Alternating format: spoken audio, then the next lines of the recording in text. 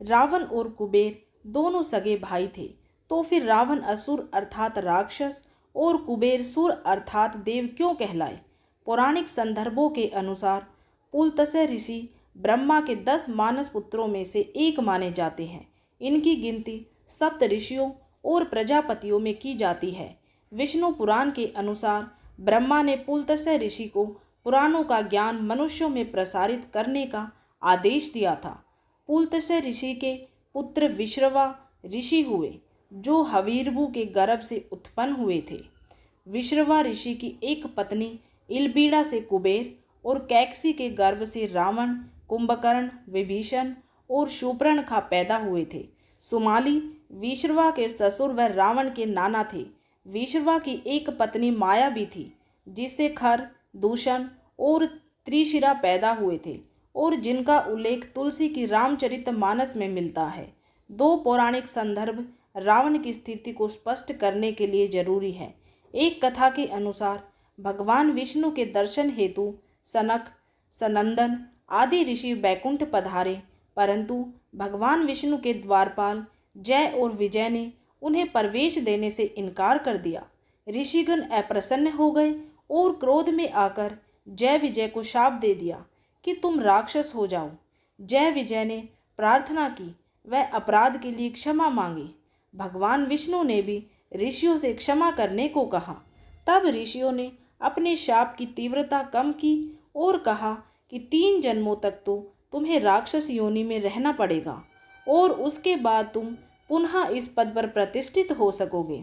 इसके बाद एक और शर्त थी कि भगवान विष्णु या उनके किसी अवतारी स्वरूप के हाथों तुम्हारा मरना अनिवार्य होगा।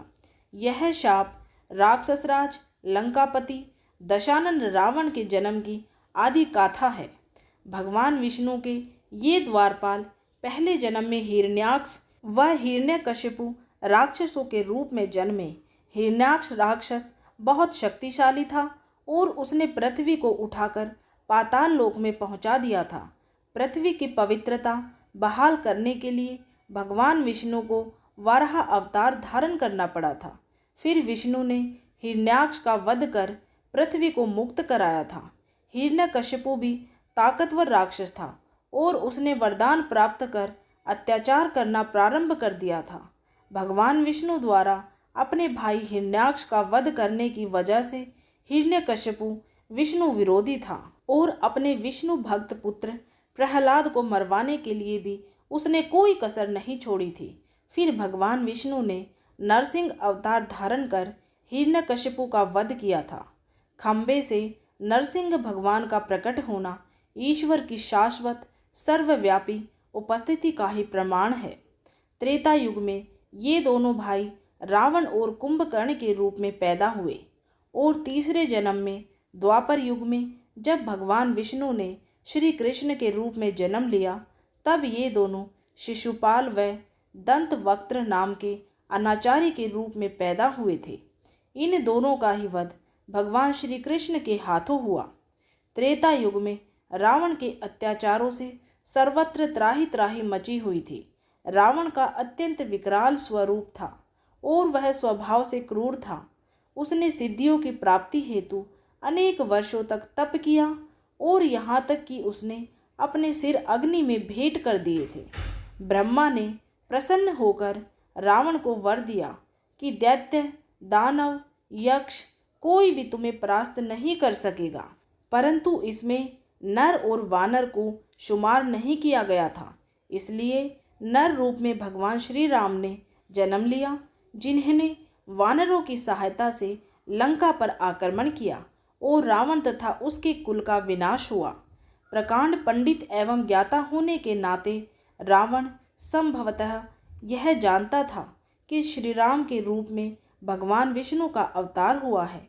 छल से विदेही का हरण करने के बावजूद उसने माता सीता को महल की अपेक्षा अशोक वाटिका में रखा, क्योंकि एक अप्सरा रंभा का शाप उसे हमेशा याद रहता था कि रावण, यदि कभी तुमने किसी स्त्री को बिना उसकी इच्छा के छूने का प्रयास भी किया तो तुम्हारा सिर कट जाएगा। खर, दूषण और त्रिशिरा की मृत्यु के बाद रावण को पूर्ण रूप से अवगत हो गया था कि वे मेरे जैसे बलशाली पुरुष थे जिन्हें भगवान के अतिरिक्त और कोई नहीं मार सकता था। रावण एक विचारक व दार्शनिक पुरुष था। वह आश्वस्त था कि यदि मर्यादा पुरुषोत्तम श्री राम भगवान है तो उनके हाथों मरकर उनके लोक में जाना उत्तम है, और यदि वे मानव हैं तो उन्हें परास्त कर सांसारिक यश प्राप्त करना भी उचित है। अंततः रावण का परास्त होना इस बात का शाश्वत प्रमाण है कि बुराइयों के कितने ही सिर हो, कितने ही रूप हो, सत्य की सदैव ही विजय होती है। विजयादशमी को सत्य की असत्य पर विजय के रूप में देखा जाता है। कहते हैं कि भगवान श्री राम ने त्रेता युग में नवरात्रि का व्रत करने के बाद ही रावण का वध किया था।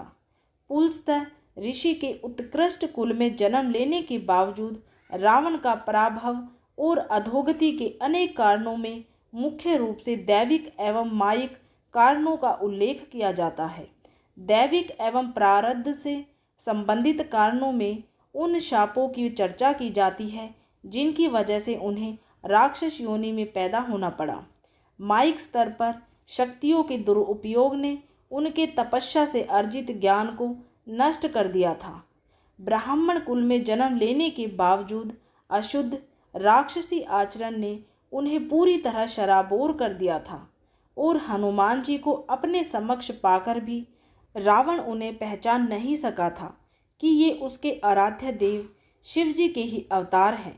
रावण के अहंकारी स्वरूप से यह शिक्षा मिलती है कि शक्तियों के नशे में चूर होने से विनाश का मार्ग प्रशस्त होता है। भक्त के लिए विनयशील, अहंकार रहित होना प्राथमिक आवश्यकता है। तो उम्मीद है आप सभी को ये जानकारी पसंद आई होगी। अगर जानकारी पसंद आई है तो वीडियो को ज़्यादा से ज़्यादा लाइक और शेयर करें और चैनल को सब्सक्राइब जरूर करें।